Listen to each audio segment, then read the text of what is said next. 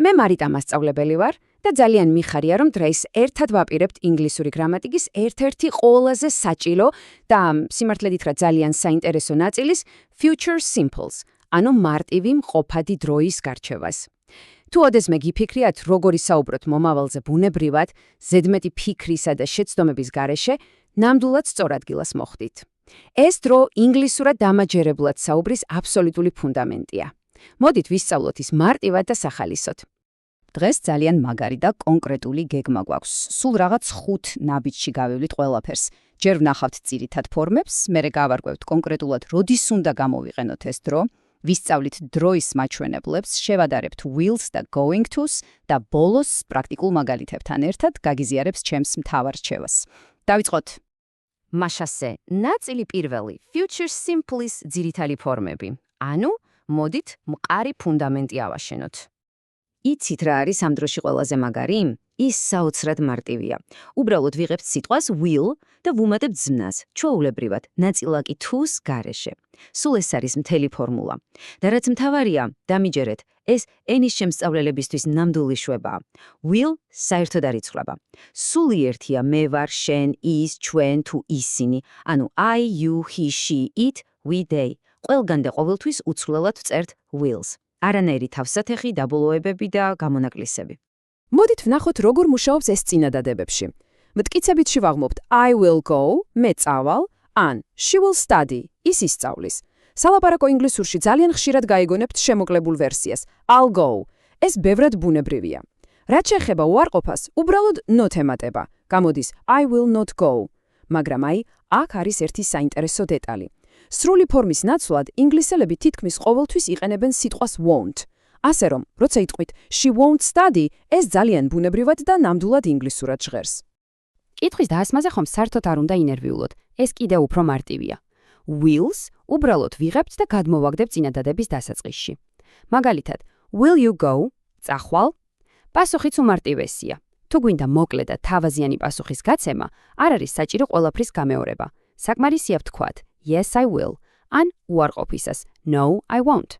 სულ ესაა სტრუქტურის მთელი ფილოსოფია. გადავედით მეორე ნაწილზე. როდის ვიყენებთ future simples? დროა თეორიიდან პრაქტიკაში გადავინაცვლოთ. ახლა ყველაზე მთავარი და საინტერესო, როდის გვჭირდება ეს დრო. მხოლოდ მომავლის ხსენება არ კმარა, 4 ძალიან კონკრეტული სიტუაცია გვაქვს. პირველი, ეს არის სპონტანური გადაწყვეტილება. ანუ, რაღაცის გაკეთება გადაწყვიტეთ ზუსტად ახლა, ამ წამს, საუბრის პროცესში. წარმოიდგინეთ, უცებ იგრძნენით, რომ დაიღალეთ. თქვენ წინასწარ არ დაგიგეგმავთ დასვენება და ამბობთ I'm tired, I will rest. დაღლილი ვარ, დავისვენებ. ან მაგალითად, ხედავთ ვიღაცას მძიმე ჩანთამი აქვს და უწევს თავაზობთ Oh, I will help you. Oh, მე დაგეხმარები. ძალიან ბუნებრივია, არა?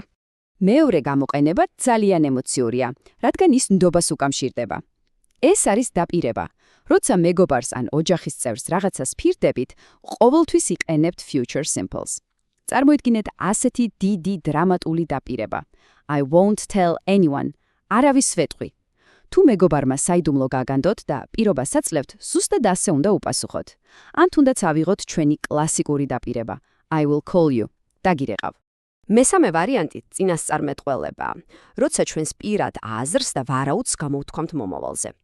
ჩვენ არ გვაქვს ამისი 100%-იანი მტკიცებულება, უბრალოდ ასე ვფიქრობთ. ამ დროს ძალიან ხშირად ვიშველიებთ სიტყვებს. Think, ვფიქრობ, ან believe, მჯერა. მაგალითად, I think it will rain, მგონია რომ იწვიმებს. ან ვამბობთ, she will be a great teacher. ის შესანიშნავი მასწავლებელი იქნება.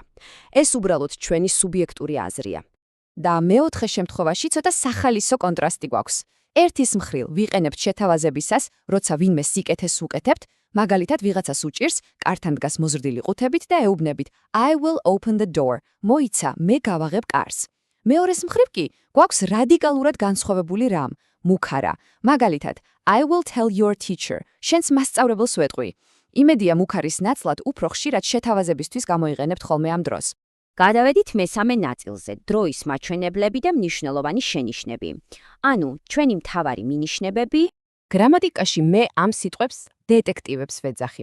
ისინი პირდაპირ ვკარნახობენ, რომ წინადადებაში future simple უნდა გამოვიყენოთ. მოდით მივყვეთ ამ ჯაჭვს. იწყება tomorrow-თ, ხვალ. მერე გადადის ოდნავ შორს. Next week, next month, and next year. მომავალ კვირას, თვეში, წელს. მერე მოდის soon, მალე. და later, მოგვიანებით. და ბოლოს ზოგადად, in the future, მომავალში. როგორც კი სადმე ამ სიტყვებს მოჰკრავთ ყურს, იცოდეთ, რომ მარტივმყოფად დროში ხართ. აი, აქ კი ძალიან გთხოვთ ყურადღებას. ყველაზე კრიტიკულ მომენტს უახლოვდებით. ეს არის მახე, რომელშიც ძალიან ბევრი ებმება. Present simple ხომ გახსოვთ? He, she, it-თან ზმნას რომ ეს ემატება. Future simple-ში ეგ წესი უბრალოდ დაივიწყეთ. ნებისმიერი ნაცვალსახელის შემდეგ ზმნა რჩება ძირითად ფორმაში. არასდროს თქვათ he will goes. ყოველთვის, აბსოლუტურად ყოველთვის არის he will go. ასევე, არ დაგავიწყდეთ ის პატარა შესავალი სიტყვები. I think, I believe, maybe, probably. ისინი ძალიან ამდიდრებენ თქვენს საუბარს. ნაწილი მეოთხე. შედარება will to going to. ეს ნამდვილი გადამწყვეტი ბრძოლაა. თამამად შემიძლია ვთქვა, რომ ეს ის საკითხია, რომელიც ყველაზე მეტად აბნევს ხალხს. მაგრამ მოდით ერთხელ და სამუდამოდ გავარკვიოთ. სხვაობა სინამდვილეში ძალიან ლოგიკურია. როგორც ვთქვით, will არის სპონტანური. ახლა გადავწყვიტე. მაგალითად, I will call him now. ახლავე დაურეკავ.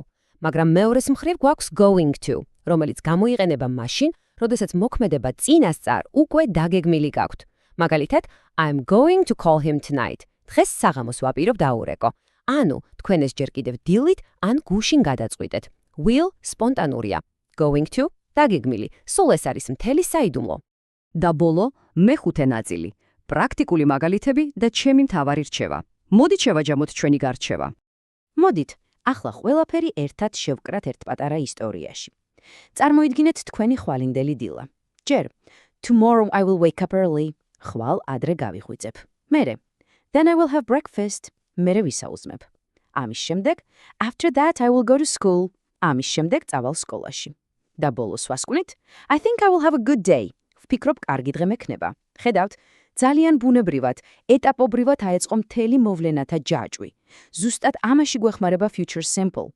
სანამ დაგემშვიდობებით, ჩემი ყველაზე მთავარი რჩევა მინდა გაგიზიაროთ. თუ კი დღევანდელი გარჩევიდან მხოლოდ ერთ რამეს წაიღებთ თან, მინდა რომ ეს იყოს will ნიშნავს ახლა გადავწყვიტე. Going to ნიშნავს უკვე დაგეგმილი მაქვს.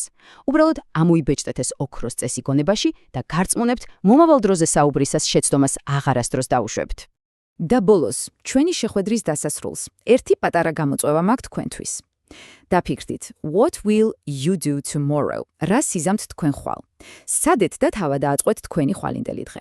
გამოიყენეთ will სპონტანური ან სავარაუდო რაღაცებისთვის და going to იმისთვის, რაც უკვე ზუსტად გაქვთ დაგეგმილი. უღრმესი მადლობა, რომ დღეს ჩემთან ერთად იყავით და ასეთი ყურადღებით მისმენდით.